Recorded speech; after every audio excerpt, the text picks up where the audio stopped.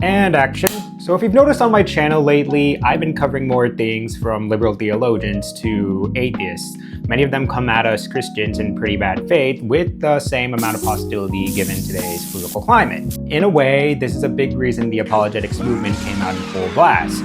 There's an equal opposing force of creators like Theus Brooks, Clifton Stewart Knechtle, and Frank Turek, all making a case for the Christian faith. Now, apologetics is a crucial study that I recommend for all Christians at some point in their Christian faith. I mean, you're gonna have a ton of questions in your walk with God, especially as you study the Bible, and you will have that occasional doubt. But here's the caveat. If you ask me, I don't believe in all of today's apologetics methods given the amount of hostility and the occasional grifting from certain creators. We should not be making cases for right-wing politics or Donald Trump's antics. We should be focusing on the gospel. So if you think the TikTok atheist is annoying, I find the TikTok Christian just as insufferable at times. So I'm going to share some of my insights in tackling this study from a third-way perspective. Since I'm someone who believes we should handle the culture in a more humble and intellectually honest way, I think it's only right we handle the rise of anti-religion in the same way. Now let's ask ourselves, what do we know about the rise of today's internet atheism? Or should I say, anti-theism?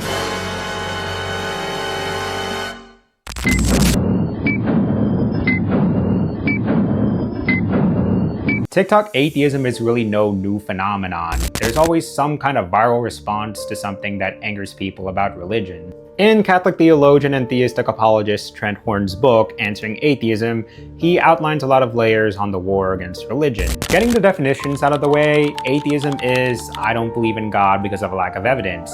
Anti-theism, on the other hand, is, I think your belief is a net negative for society, and I want to eradicate it. That's what most TikTok atheists are, the latter. Trent also criticizes the bad faith posture of both TikTok atheists and TikTok Christians, except this book was written in 2013 before TikTok even existed.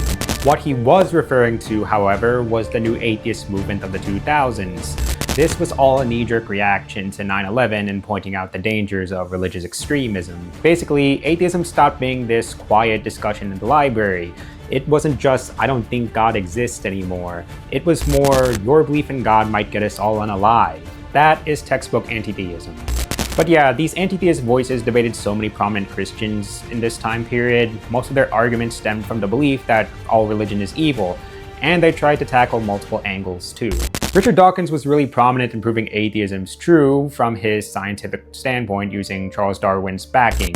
Christopher Hitchens used insane witticism and logic to justify religion's evils. Side note, I really respect both these guys. I can never hate them for how well-spoken and intellectual they are, no matter how hostile they are to religion. Now, the movement kind of died down because you had brilliant Christian minds like John Lennox and William Lane Craig, S-tier apologists, mind you, giving incredibly good counterpoints on why their brand of atheism was intellectually dishonest and couldn't solve questions like human purpose or life's origins. But that didn't really stop their legacy, because in a way, we're seeing the same thing now from today's TikTok atheists. But just to dial back a little bit, you might be thinking, why would an event in Islamic extremism cause such a massive exodus and war against religion, especially Christianity? Well, we are seeing an extremist movement in Christianity right now, technically, Christian nationalism and the failure of the modern church.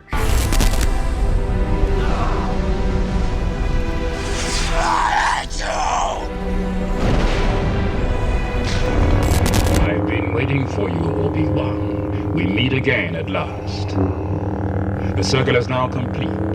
When I left you, I was but the learner. Now I am the master. Only a master of evil, Darth.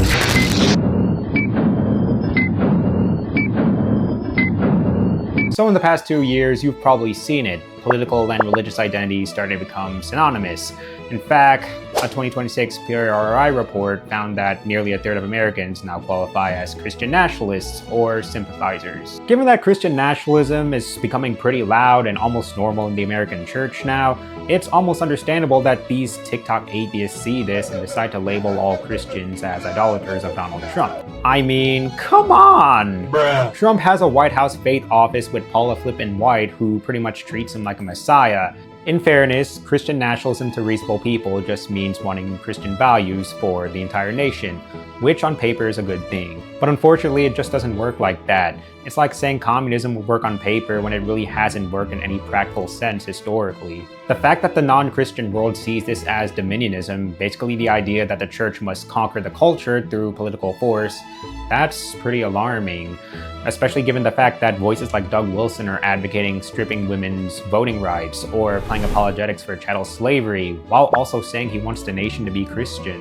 Now, an easier way to look at this is that the far left tends to embrace anti-religious agenda as seen in historic communism, while today the far right will weaponize religion via Christian nationalism.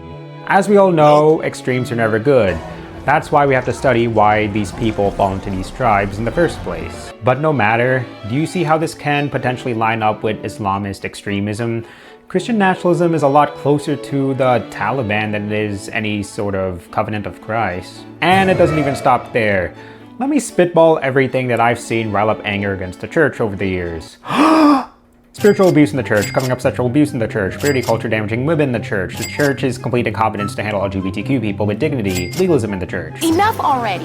When so many people walk away from the faith seeing this kind of harm being done in the church, you can't blame someone for escaping a toxic situation. These are honestly all valid things that TikTok atheists like to call out. With that being said, I think that a lot of you guys who are deconstructing are really just offended with either the gospel or you're offended with man. And the hot take is, I think we should take time to validate these experiences rather than to dismiss them. Now, a good question to ask yourself is, are people leaving and demonizing religion because of the intellectual failure of the church or the moral failure? The fact of the matter is, if there's such a major movement right now against religion, is it quite right to simply join the battle by fueling the flames? Well, as Christians, we're called to be something higher than fighting fire with fire.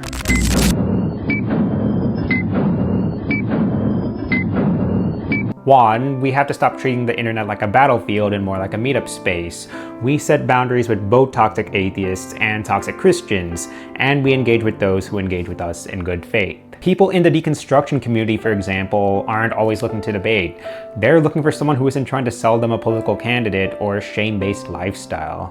They're looking for someone willing to listen to them, should they have any desire to rebuild their relationship with God. If you're someone planning to make your own Christian platform, maybe consider making your message less about the dunk and more about the lesson.